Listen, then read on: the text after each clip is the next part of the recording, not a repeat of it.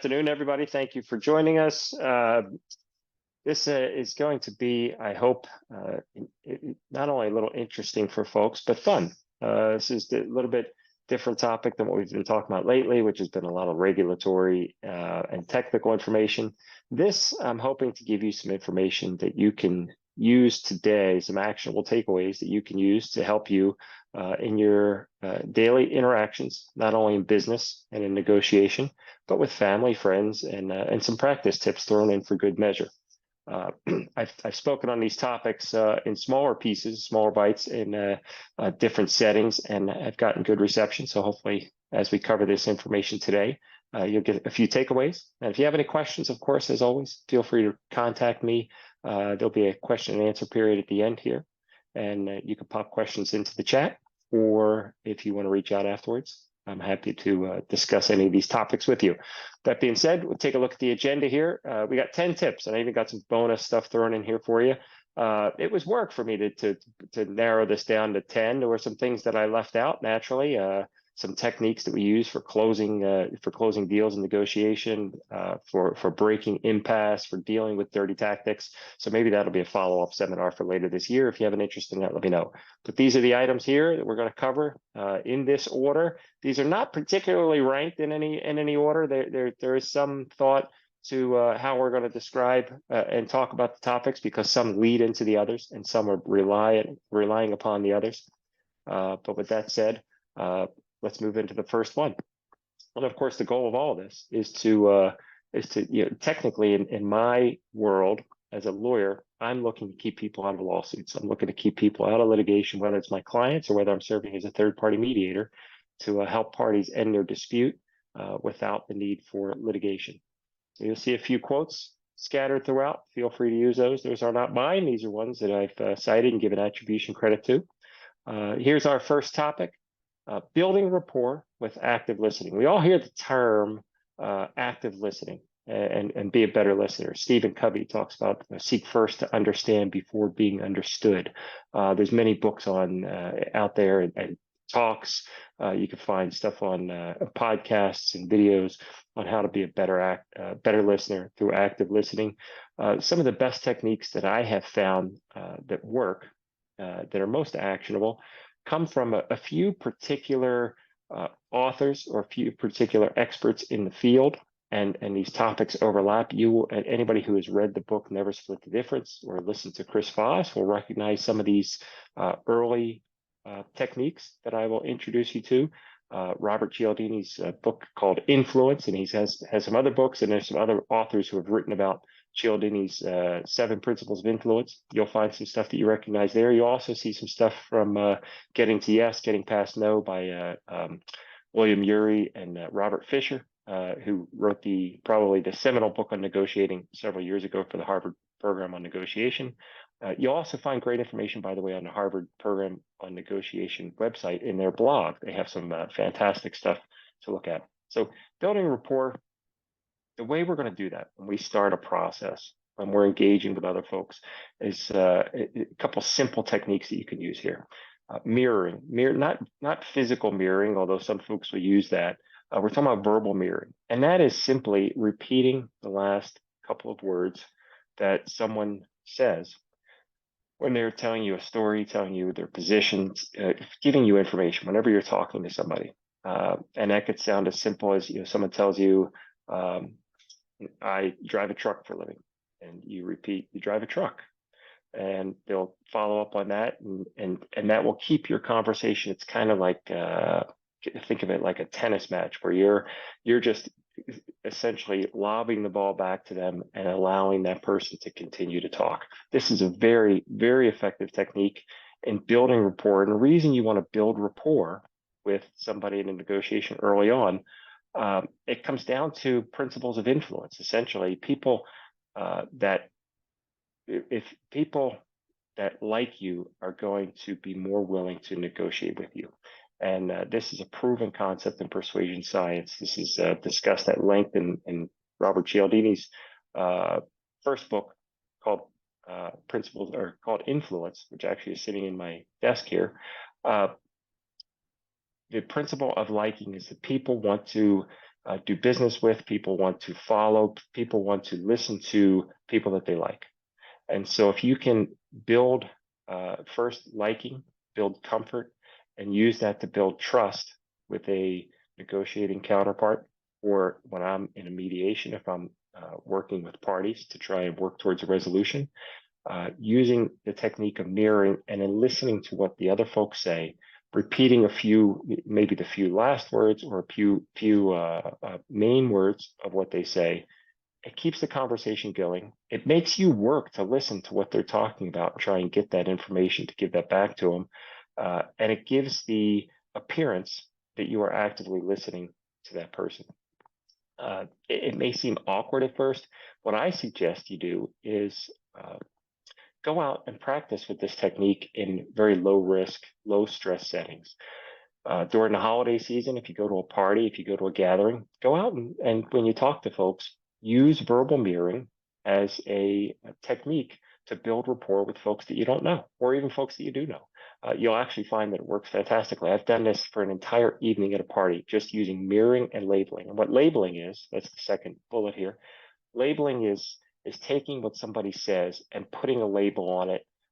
Typically, it's an emotional label or labeling, characterizing what that person says to you. So it usually comes in the form of a phrase that seems like or sounds like. When somebody says something to you, it seems like you're very passionate about that, or it sounds like you're very engaged in this activity. Somebody's telling you about their pet rock collection that they added to at Christmas time. Sounds like you're very passionate about collecting pet rocks. People will respond to that very favorably because it shows not only that you're listening, it shows that you get what they're saying, and it makes an emotional attachment with that person. And the reason we're doing this, again, is we're trying to get folks to open up to you, get folks to be comfortable communicating with you, get folks to like you, so you can build upon that for some of the techniques that we're going to talk about in the next few slides.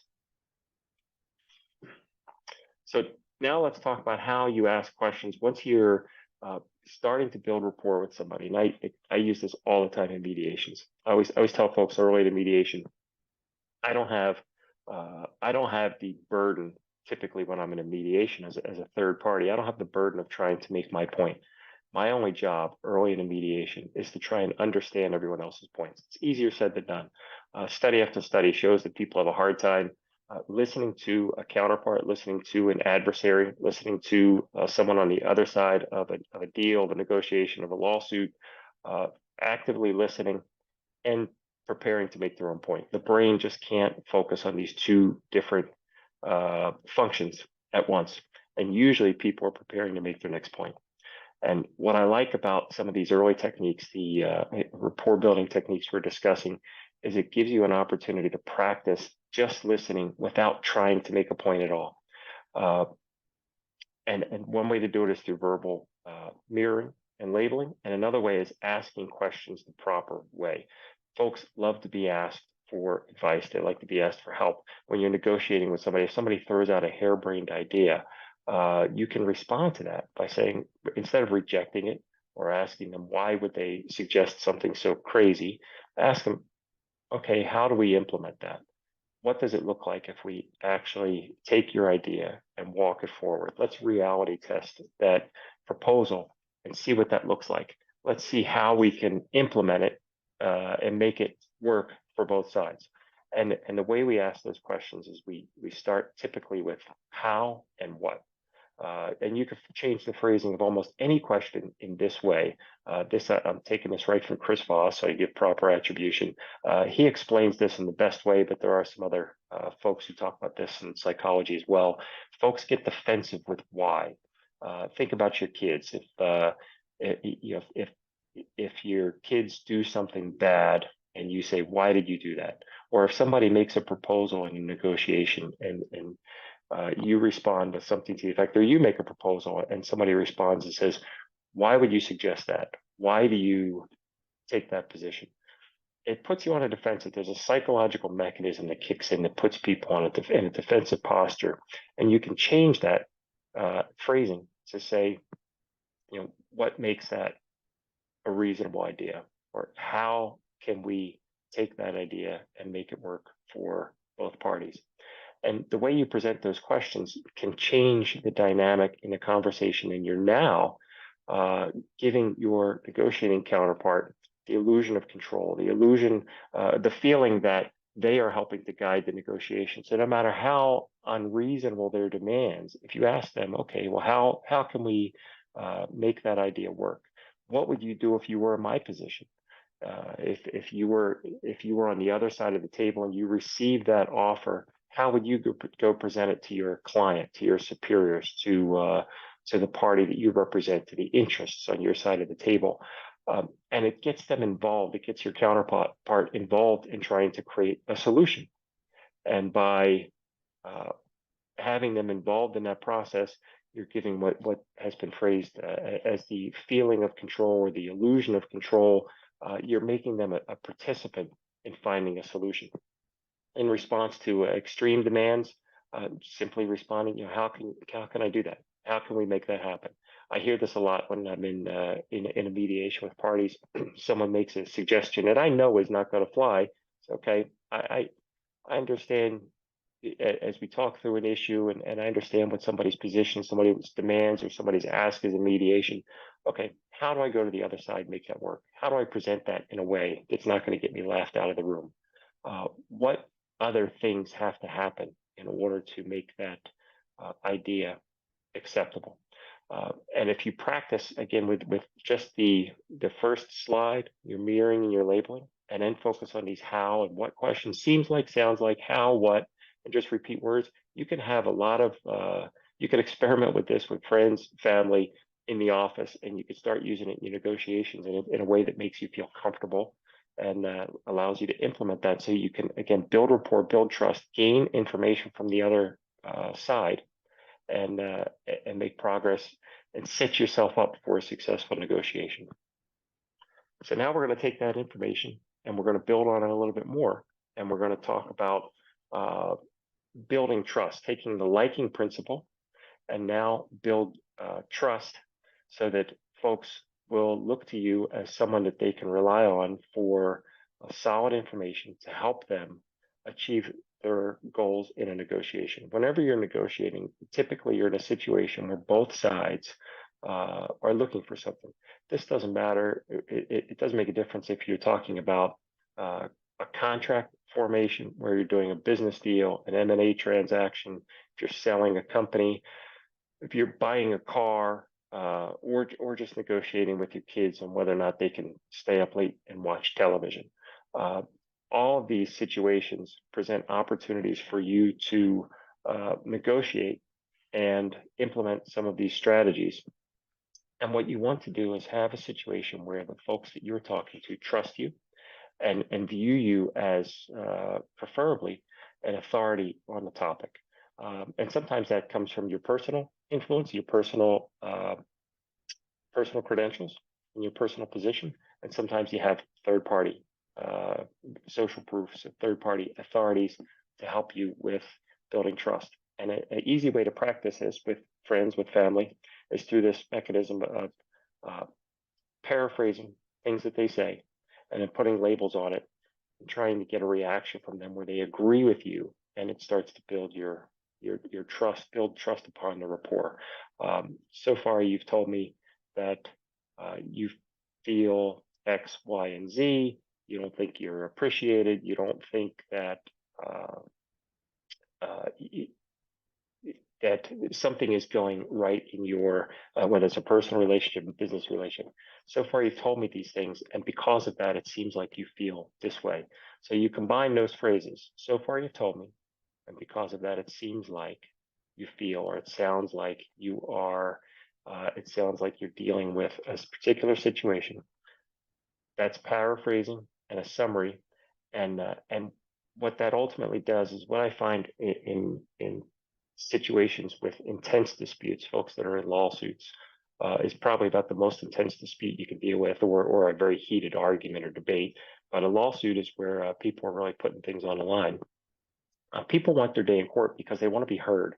They not only want to be heard, but they want to be understood. It's not enough for somebody to just vent. They want to vent and they want to feel like somebody has heard their position. And so often in mediations, I find that late in the process, after listening to folks and letting them get all the information out, they feel like they've been understood. Now they're in a position where they can negotiate and cut a deal, and they don't feel like they need to run to the courthouse to be heard. So keep note of this point that I made at the bottom. You're gaining trust. You're gaining information. You're not having to give up a whole lot. You're just listening, gathering. That knowledge becomes power. That power puts you in a position to be viewed as an authority. And once you have that power, trust, and authority, that equals influence. All right, I told you I'd have a couple bonuses in here for you. And this is one that I like to do. I actually like to do this with, in particular with my kids, just because they have 1,000 questions and they have a view on everything. And so this is something you could do in a low stress environment. Consider yourself a researcher. Pretend you're trying to discover as much information as possible about a particular subject, and preferably you're going to pick not anything too controversial. I don't recommend you go to work and pick a political topic, Biden versus Trump, but pick a light topic, but where somebody is likely to disagree with you. And again, this might be maybe a spouse or a child.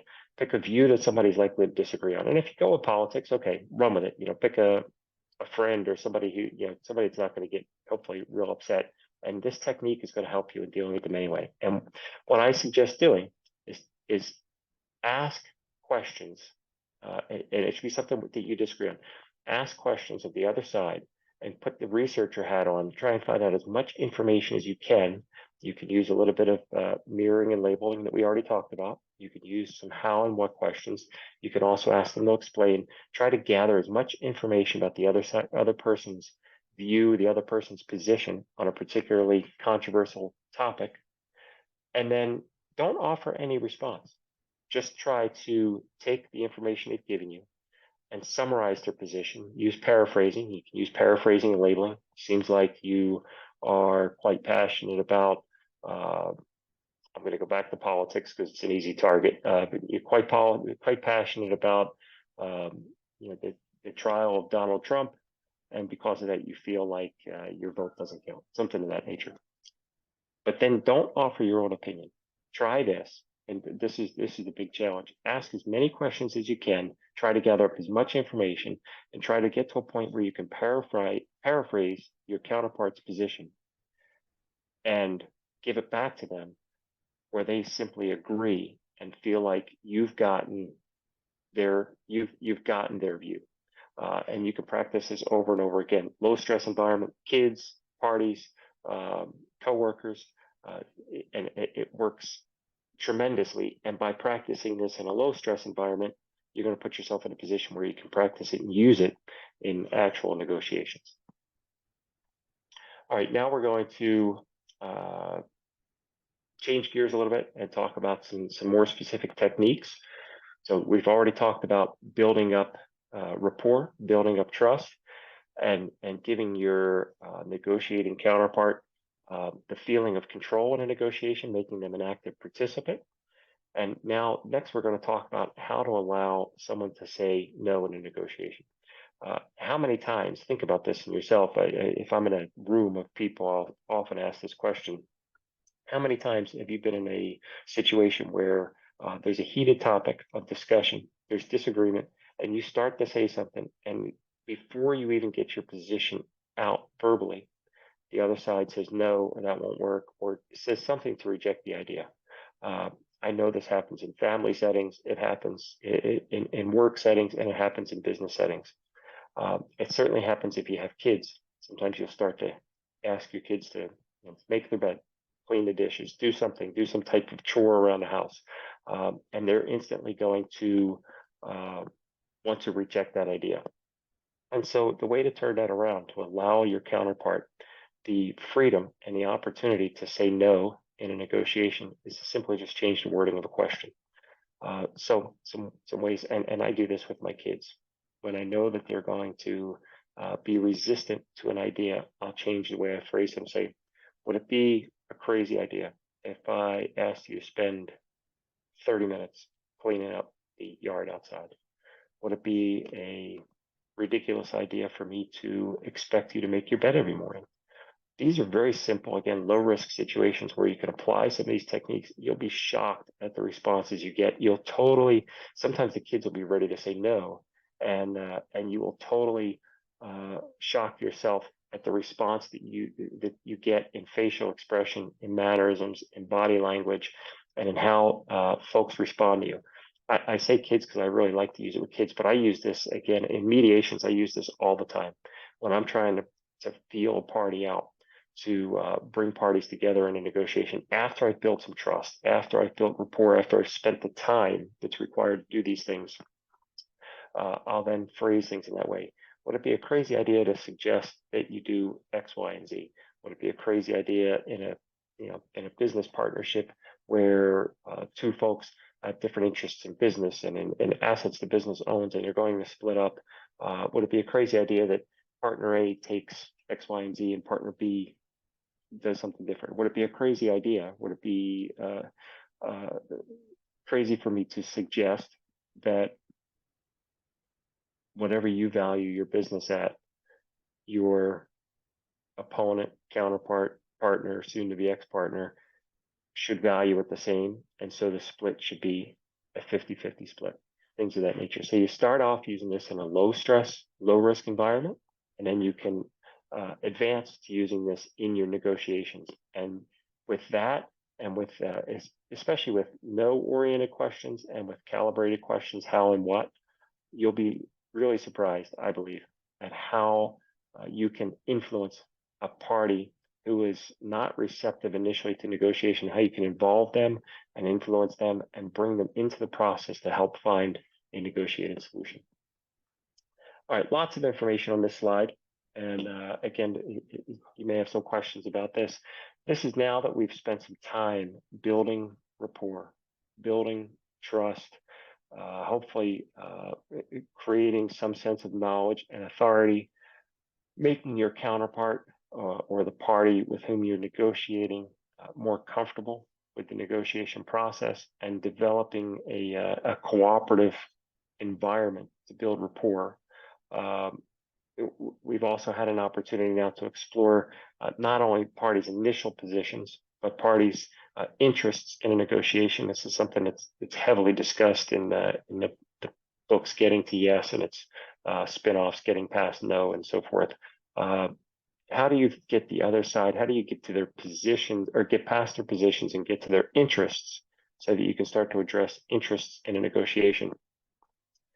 And once you start finding nuggets of information out about your counterpart, you could now start to apply some of these other concepts, such as prospect theory and loss aversion, and some of the other ones I've listed here in a bullet. I'll briefly run through what these are. And prospect theory is very, very valuable in a negotiation. If you don't know what that is, it's worth reading a little bit on it. It's also, you'll see it phrased as loss aversion. Daniel Kahneman is the economist who wrote about this and really became famous. I think he's the basis of Thinking Fast and Slow, and has written some other books. He got so famous as a psychologist that Michael Lewis, another author, wrote a book about Daniel Kahneman's partnership with another psychologist and how they developed some of their theories. What prospect theory and loss aversion essentially says is that loss stings at least twice as much as gain. And putting that into practice, I've used this in live demonstrations with folks. If you approach random people, you could try this. Again, this is something you could try at a party or a small social gathering. It works pretty well. You can offer to flip a coin, and if your person that you make the offer to, if it comes up, heads or tails, whatever they call it, you've got a 50-50 shot at winning $10 from you, and if they lose, they have to pay you $10. You'll find that most people do not want to take that deal. Some people will, but a lot of people don't. And the reason for that is based on loss aversion. People have a harder time losing $10 than the joy that they get from gaining $10. You wouldn't know that from some of the numbers that you see with Las Vegas gambling, because people will gamble and actually go against house odds to try and win money. But it's a different environment. That's a smaller percentage of the population. Most people will not take that even up bet. But here's what's fascinating. If you stay in the same environment and you offer people, and I did this recently, I don't know if anybody's on here, I was at doing a live presentation to a group, and I tried this, and I said, okay, I've got $10 against your $10. All right, I've got 20 against your 10. I put up $20 against someone else's 10. Still, most people in the room will not take the bet. And the reason for that is that people get less joy out of, or less feeling of reward out of something gained than the sting of something lost. And it's about 2 to 1, that ratio. How that works in practice is that in a negotiation, if you can have folks focus on the potential loss in, say, a lawsuit, this is where I use this most often. What's the cost of a lawsuit? What's the monetary cost? What is the time, the emotional commitment, all the things that go into a lawsuit? And there's a huge emotional commitment, even if it's business related. It's stress. One of the things that I hear the most, I think that surprises people the most in when they settle a lawsuit, is what a relief it is on their stress. It's not the money. It's the benefit of having the stress gone and the certainty of a result. And that's going to tie in here with the next concept here is certainty bias. So if you can get folks to focus on what they lose by not doing a deal and compare that against what they gain by doing a deal, and if the loss appears equal to or anywhere close to the gain, then you've got an area for negotiation, because folks want to avoid loss more than they want to make gain. Now, couple that with the next concept, certainty bias, where I have the comment here, 100% is exponentially better than 99. There's been studies that have been done where folks are given an opportunity to 99 cents of surety on a bet, on a gamble, so forth, versus 100%, or they're given another opportunity of, say, 37% versus 38%. This is another study that was done by Kahneman and Robert Cialdini talks about this as well. The 37 versus 38%, even 37 versus 39%, those changes do not have much influence on people's behavior. But going from a 99% chance to a 100% chance does influence people's behavior. And the reason for that is that people like certainty. And this is, in my view, these two concepts here, prospect theory, loss aversion, and certainty bias, are probably two of the biggest reasons that most lawsuits settle, particularly in a mediation, because people start to think about all of the unknowns and all of the potential risks, and they have an opportunity. It may not be their best day. Folks have the phrase I hear used a lot in mediation is a successful mediation is mutual dissatisfaction. If everybody leaves unhappy, then you know it's been successful. I don't particularly agree with that. I think that there is a concept based on that that suggests that folks aren't going to get everything they want in a mediation, but I think people can leave happier, and the reason for that is that they can leave with a sense of surety. They can leave a settled negotiation, a settled lawsuit, a settled mediation with a sense of surety, and get rid of all the risk and get rid of the negative associated with the potential loss in that lawsuit. Combining those two can be very effective. Some of these other techniques I have here, again, these are all things you can pick up by gathering information early in the process when you're talking to folks in a negotiation. You'll often hear folks, what I hear a lot is, I'm not paying X, I'm not paying them anything. I'm not paying the other side $1. I'm not going to pay more than $10,000. Pick your number. I'm not moving beyond this line. And the foot in the door technique states that, or is a psychological principle. Essentially, it says that if you can essentially get a foot in the door from that's the analogy. If you can get a foot in the door in a negotiation, what I use typically is I'll say, okay, you're not going to pay the other side anything or anything more than X. What if I told you that if you pay for lunch, I can get you out of this lawsuit. I can end the entire process. You can stop paying your attorneys. You can stop everything. We can get a settlement. You just need to pay for lunch. Would you do it? And of course, almost everybody says yes. I would. Okay, fine. I'll pay for lunch.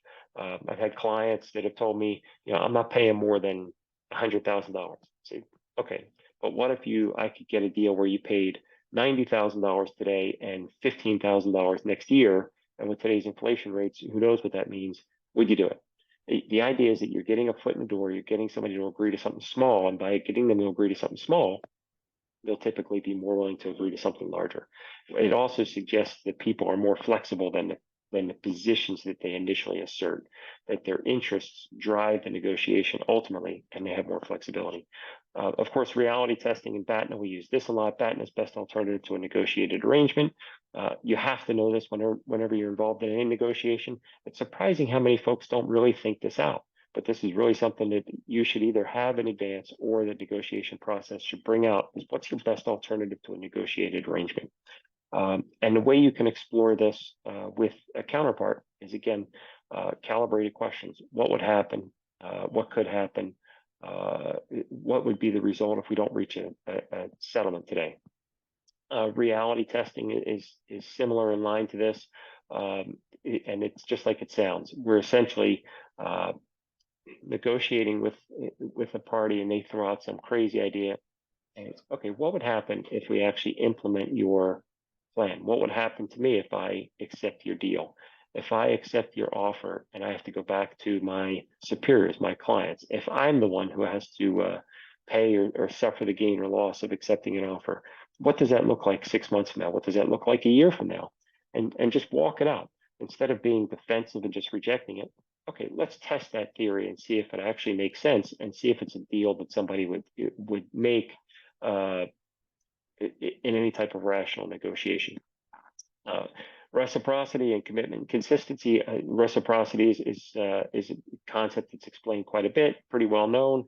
The idea is if I give something up, I should get something in return, and most people feel obligated to do that. That's why around the holidays you get those free labels in the mail from different charitable organizations, or they send you the stickers and return mailing labels or a calendar.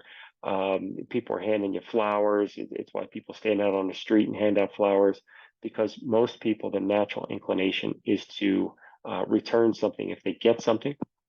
You can use this in negotiation, obviously, by making small concessions. And whenever you make concessions, and I could probably put a whole slide on making concessions, whenever you make concessions in a negotiation, you want to do those in a very specific way. You want to make sure you label those concessions and make it well known that you're giving up something for the other side. And you might include that with a phrase such as, if you make a concession, or if you just offer somebody something, if you offer help, if you're in the office and you offer unsolicited help on a particular project or something around the house, and somebody says, thank you for that. When you respond, instead of just saying something like, no problem, say, you're welcome. I'm sure you would do the same for me. You're welcome. That's what colleagues do for each other. That's what family and friends do for each other. You're very welcome. I'm sure if I was in the same situation, I would hope you would help me. Something of that nature, and that reinforces the reciprocity principle. Finally, commitment and consistency. People want to act consistent with the image that they project, consistent with their stated intentions and goals. This has been tested out repeatedly in studies. Some of the most interesting ones are with voting. If they poll a particular neighborhood or area of people and figure out how many people typically vote, and then contact people and ask them if they intend to vote, and follow up on the people that have said that they intend to vote. Typically, the number who state they intend to vote, it drives up voting in a particular area, because once people say that they intend to vote, they want to follow through on that principle. And it's through the principle of consistency and commitment that people follow up on what they've already stated they're going to do. This can be very powerful in a negotiation. Recently, I was in a mediation where one of the parties in the mediation suggested, okay, this means more to me than anything else. And so we came up with a solution, a resolution with someone who didn't seem like they were going to resolve anything at all that day. But we came up with a resolution that was consistent with what their stated values and goals were, the group that they wanted to help. And we were able to use that to leverage their commitment to that particular group of people and helping those people, and get them to commit to that and be consistent with their stated beliefs by entering into a settlement agreement that helped those particular people. Another, I'll give you one more example, is on commitment and consistency. Restaurants simply buy, and this has been done with other appointments. One of the things that restaurants hate, and some of them now get credit cards and so forth in advance, but restaurants get people that make dinner reservations and then they don't call to cancel, they don't follow up on a reservation. And this is creates a conundrum for restaurants. So simply by making, and you could do this with doctor's appointments. If you're running a doctor's office, if you're running a dentist office, anywhere where you make appointments, instead of asking people to call, saying, please call us if your plans change, ask them to commit to it. And that's changing the wording of the question. Would you please call us if your plans change? That has driven up, the numbers are incredible. It's astounding, like 25, 30% in studies that have been done that show that people will be more likely to call to cancel a reservation or cancel an appointment if they have said that, yes, they will do that in advance. One more place where you can apply that, one more place where you can kind of apply this concept one step further is if you're wanting people to keep appointments or follow through on plans and they make an appointment, if you have them engage actively in the process and plan it out for you, okay, how do you plan on voting on voting day? And people describe, okay, I'm going to leave work early. I'm planning on voting at this location. I know it's going to take me a certain amount of time to get there, so I need to plan for that. When people talk about that in advance, they tend to actually follow through and do it more often. Great stuff from proven psychological principles. I'm going to make sure we stay on time here. That's probably a lot of concepts on that slide. So again, you may have some questions. Feel free to reach out to me to talk about that a little bit more. I want to talk about time for a minute here. Too often people want to rush the process. And I have this top bullet point here that says treat your counterpart and negotiation positions like taffy. And I take the taffy analogy from another bullet. When you're exercising, when you start warming up, especially as we get a little bit older, if you want to do a workout in the morning, for me, I'm not able to just run in. I have a little room in the house. I'm not able to run right in the room and start, full on 100% into my workout. I have to warm my body up.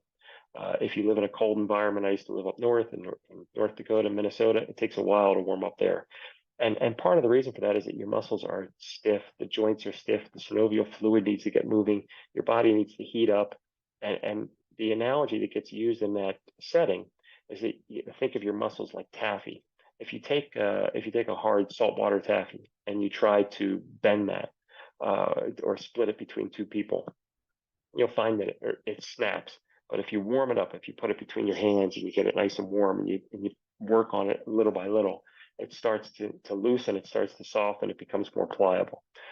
If you keep that vision in your head with people and their positions, that is often the case in a negotiation, especially when people, if it's an intense negotiation, such as a lawsuit where people are really dug into the positions.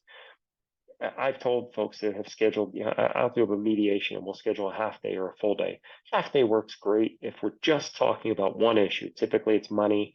The parties have already had discussions. They're already 80% of the way there and they need to get over the hump. Okay, we can finish off and sometimes we'll do a mediation. And even under those circumstances, 3 hours is a fast mediation. If you have a full dispute where parties have all types of problems and issues with each other and a lot of issues to work through, and they're at way opposite ends of each other on the negotiating scale, you are not going to bridge that gap in a couple hours. People just don't move that fast. William Ury talks about this book and talks about this concept in his book, Getting Past No, that one of the second bullet here, one of the most common obstacles to agreement is the other side's feeling that we're asking too much and moving too fast. And so the solution is to guide them step by step. How do we guide them? Through the earlier principles that we talked about, through the mirroring, labeling, building trust, calibrated questions to get them to talk about these concepts and talk about their position in a solution-oriented way. And slowly, as you gather information and continue the parties talking, you're able to move them closer towards a settlement. I've had my longest mediation has lasted almost 16 hours.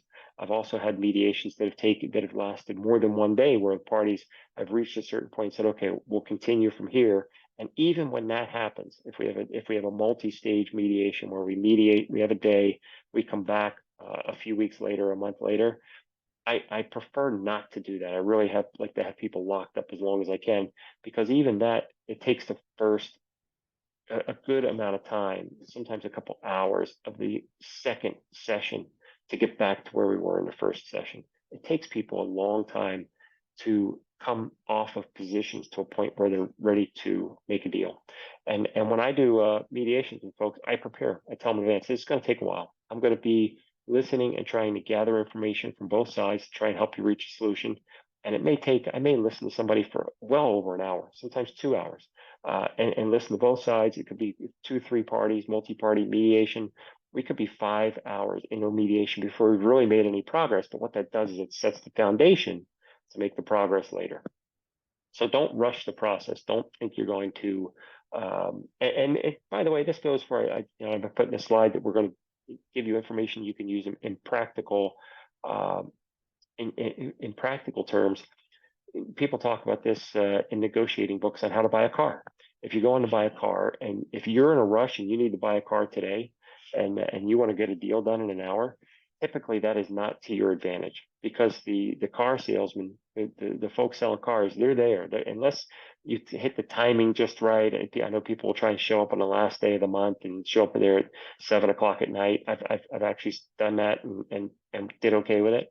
But if you have time on your side, that's typically going to be to your advantage, and you just don't rush the process and work for your best deal. It's going to be worth it if you put the time in.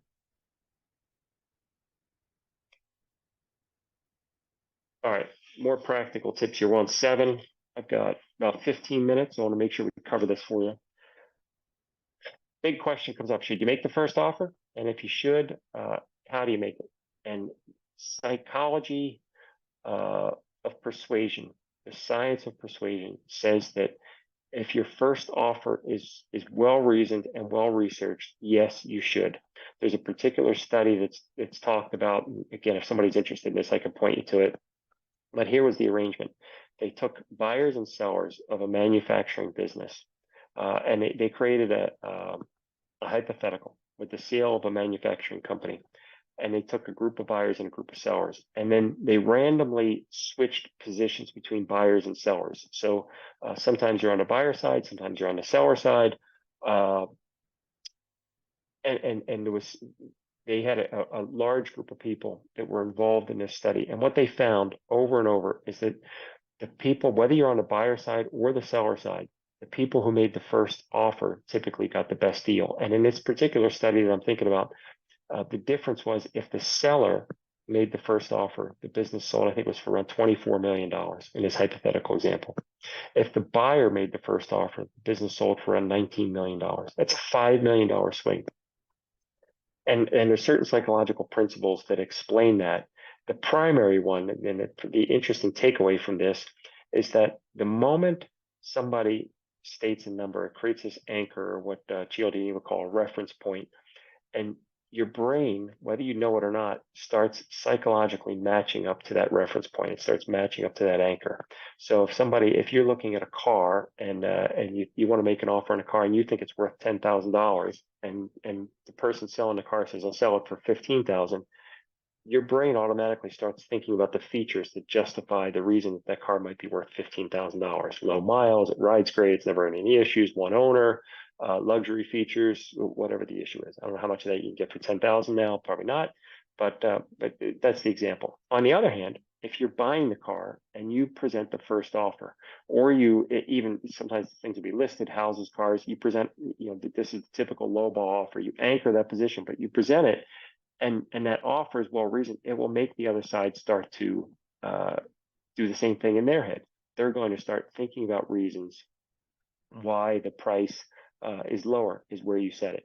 If you're in a situation where, like, if you're, big ticket items, you're buying a house, you're buying a car, and the price is already listed, one suggestion is since you're already stuck with them creating that first reference point, make a list of reasons why your number, which is a much different number from theirs, typically if you're the buyer, it's going to be a lower number, why your number is justified. And making that list is going to help you in your negotiation. It's going to help your mindset. You don't have to share the list with anybody, but it's going to help your mindset in the negotiation. Some other concepts on here, you can use the rejection retreat technique, which is where you make a ridiculous offer and then you back off of that offer and you change and you offer something else. You make an offer you know won't be accepted, and then you come back, you back off that offer. So you want to make the offer first. Psychology bears this out over and over again. And it runs counter to the most negotiating principles that you hear, because people say, well, let the others, you don't want to give away, you don't want to share your cards, let the other side make an offer. If you're comfortable and confident in your numbers and it's an important negotiation, the psychology says you want to make that first offer to create the anchor. You want to make the offer specific. A number such as I have here on the slide, 4,997 is more effective and more credible than making a $5,000 offer for something. The reason why is that when the number is more specific, the natural inclination from your counterpart is to assume that that number has some rational basis to it. There's more thought, that there's more research that went in that number. And finally, in negotiations, why are so many items priced at $1.99 instead of $2 or $2.99 instead of $3? Here's this actual study, and I put this chart on here because it's great. I can see that there's a little typo under B because we don't have a dollar sign. But take a look at this chart. This is it from an actual study that was done where people were offered two different products, two pens, pen A or pen B. And pen B had a little more features, so it was more expensive. And the prices that they were offered in one group was offered pen A at $2 and pen B at $2.99. And the people selected A 56% of the time. But when we changed the $2.99 price on pen B from $2.99 to $3, the selection of A went up to 69%. And when we made it $1.99 versus $2.99, the third column here, the selection of A went up to 70%. And here's what's fascinating. Keep in mind, the first one, they're almost half. It's 56%. The selection of A versus the selection of B with more features.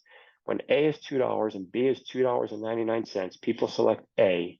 All other things being equal, people select A 56% of the time. When you drop A penny and you increase B a penny, so now you're going from $2 and $2.99 to $1.99 to $3, the selection of A jumps to 82%, which to me is just fascinating and amazing. And it gives you a great example on how psychology plays tricks on our brain. There's also an anecdote about an executive from Apple. I don't remember his name. He took over JCPenney a few years ago, and he said, we're going to get rid of this 99-cent pricing policy. We're not going to price things at $19.99 or whatever the number is. We're going to go to round numbers because people know it all the round numbers, really what the number is. And that's what we're going to do. And JCPenney sales dropped like 35%. It was something ridiculous. Like for a year, they had like one of their worst years. So there really is something to this. So take away from this, make the offer first, make it specific, and focus on the left digit to make it more persuasive. All right, here's another actionable takeaway. I've got slide 8, a few minutes here. I can talk about this one's fun too. How to buy a big ticket item. This is specific techniques you can write out this is really when you're just bargaining over dollars. So yeah, you want to buy let's say a new television set. And for those of you who think when you go into the store and the price on the item, it's not. You only need to watch my wife go buy something like a stereo or a TV to find out that the price is flexible. So you have a price that you want to pay for an item. Let's say it's $1,000. Now you make your offer with an anchor of approximately 65% of that price, and that's your lowball offer, your reference point, your anchor to get the other side start doubting whether they consciously do it or not. They start doubting in their brain, and then you make successive offers with diminishing movement. And what I mean by that is you don't start and say, okay, I'll pay $650. I'll go $750. I'll go $850. You want to go from $650 to $800 to $900 to $950. You make successive offers smaller and smaller, and you may want to plan this out. You can map it out. You can do. I've done this in mediations with folks where I've represented clients where we actually write out. There's a story about I think it was Bill Walsh years ago, was a coach for the San Francisco 49ers. He would write out his first 25 plays of a game, and he would run those plays regardless of what was going on in the game. So it got him into a flow.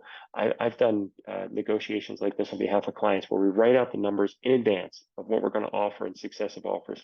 And then after you've made these successive diminishing offers, in between those offers, of course, you're generating counter offers. You're trying to generate commentary, gather information, Any issue, obviously, of weakness from the other side, any issues of weakness on the product, any issues of doubt, you want to emphasize those. You're going to gather that information through the rapport building we talked about, through the how and what questions, what makes it worth more, how can I come up with the money to pay for that, how am I going to justify this purchase, etc. And then you'll finish with a precise final number. And again, back to the last slide, we're going to focus on the left digit. So if you're willing to, if your purchase price and you're willing to pay $1,000, for the other side, $1,000 is going to look much better to them than $999. Of course, if you're in a situation where you are selling an item, let's say you're the salesperson and you're trying to get money, or if you're in a negotiation on a lawsuit, you're trying to collect dollars, and your number is, let's say you're willing to settle for $10,000, you do it the opposite. You might start at $15,000 and have a successive offer at 12.5. Have your next offer at maybe 11.5. Have your next offer at say 10,750, diminishing, and then actually my numbers are a little bit off, but then your final number, you would want it to start with a 9. So actually I'd probably say 15,000, 12.25, 11.1, 10,300, and then your last offer would be starting with the 9. You'd be right under 10,000. You'd use 9,997, and then you use a precise number. Again, look at the last slide. So you focus on the left number, use a precise number, make it look like it was precisely calculated, and the other side, squeeze the last dollar out of you, and then toss on a non-monetary concession. If you're selling a car, it could be floor mats. If you're buying something, you could offer, I'll pay you this, and I'll throw in my coupon for Applebee's, or whatever the issue is. Throw in something the other side doesn't want. Give them the feeling that they've squeezed the last drop out of you. This is based on, I tried to hear the Ackerman method. This is talked about. You can find this on YouTube online, and it's another hostage negotiating principle. It can be used and applied in any type of monetary negotiation. All right, coming into the home stretch here, and this is a little bit quicker issue, but one thing I want to emphasize for folks is when you're doing a business deal with somebody, if you're going to go into business, if you're creating a company, if you're creating a joint venture partnership, anything of that nature, you can write into your contracts a mandatory dispute resolution provision that requires parties to negotiate, and even requires them to mediate. And if you have that provision on negotiation, especially, require a face-to-face negotiation. Or more preferable, I think, is the mediation process. For all my clients, really, whenever I have the opportunity to write a contract, my clients know that our contracts will have a dispute resolution procedure that is designed to keep parties out of a lawsuit. And the way we do that is we make the parties talk ahead of time. We make them negotiate. And here's one additional step you can add, is you can create a mandatory mediation precondition, or at least a face-to-face negotiation precondition, and then have a cooling off period. And that prevents a situation where somebody comes into the negotiation or mediation. They've already got the lawsuit drafted, and we're here because we have to be here, but as soon as we leave, we're filing this lawsuit. So I've written joint venture agreements that have a 10-day or 20-day cooling off period, where after the negotiation, nobody can file a lawsuit until a certain amount of time passes. This can be incredibly effective in keeping you and your clients out of litigation. Sometimes people don't want to propose if they're not in that position where you have a contract provision that requires negotiation or mediation, but you want to suggest an early settlement. There's this perception sometimes, I think it really, among people who don't do this a lot, who haven't been in a lot of lawsuits. If you've been in litigation and worked with clients through any type of business litigation, you know the value of staying out of it.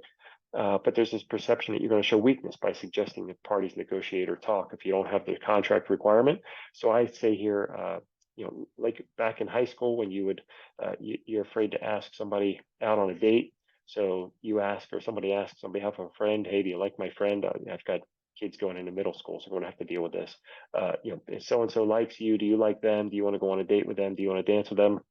Same thing, you can use a third party to do this.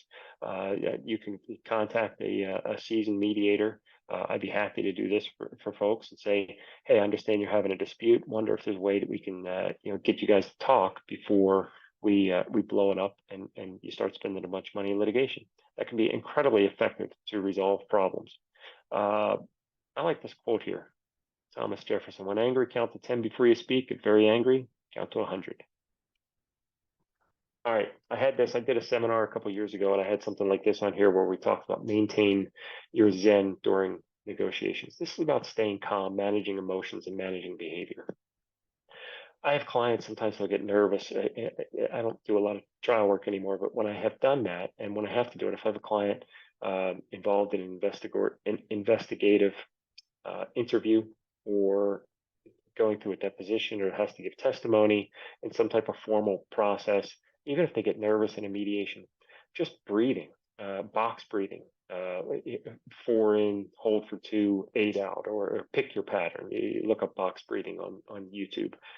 Will slow your heart rate. It will change your body's physiology, and it will change your emotional state.